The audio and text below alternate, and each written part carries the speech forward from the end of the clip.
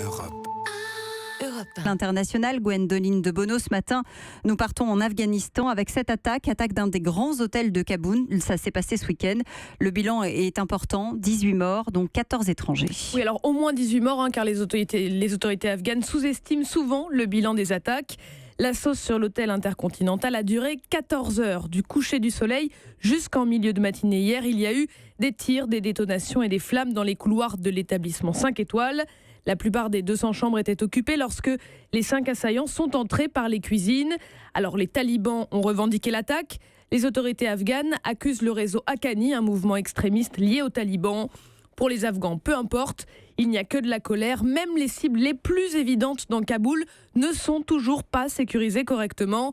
Alors même que 48 heures avant l'attaque, des renseignements indiquaient que des lieux fréquentés par des étrangers risquaient d'être ciblés. 17 ans après le début de la guerre, en 2001, la violence reste endémique en Afghanistan. Oui, clairement. D'ailleurs, pendant qu'à Kaboul, 5 djihadistes arpentaient les étages de l'Intercontinental Hotel à la recherche de nouvelles victimes. 18 policiers afghans étaient kidnappés et abattus dans une autre province.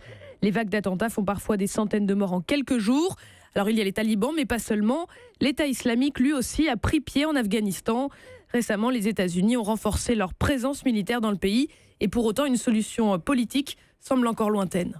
Quelle est la stratégie américaine en Afghanistan ? Alors, personne ne discute avec l'État islamique. En revanche, avec les talibans, oui. Les États-Unis veulent les pousser à la table des négociations et les talibans pourraient y avoir intérêt. Ce n'est pas parce qu'ils sont violents qu'ils sont forts, au contraire. En 2016, ils ont essayé de s'emparer de plusieurs capitales provinciales. Ils n'y sont pas parvenus. Même si certains chefs talibans en rêvent, ils n'ont pas la capacité de renverser le gouvernement.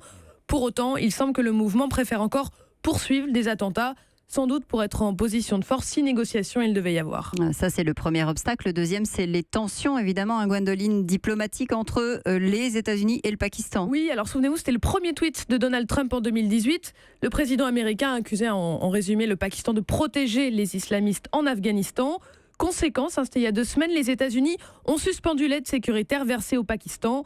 Or, si Islamabad et Washington ne coopèrent pas de négociation de paix en Afghanistan. Et pour l'instant, c'est peu dire que les deux pays ne marchent pas main dans la main. Ils sont même engagés dans un bras de fer. Europe. Europe 1.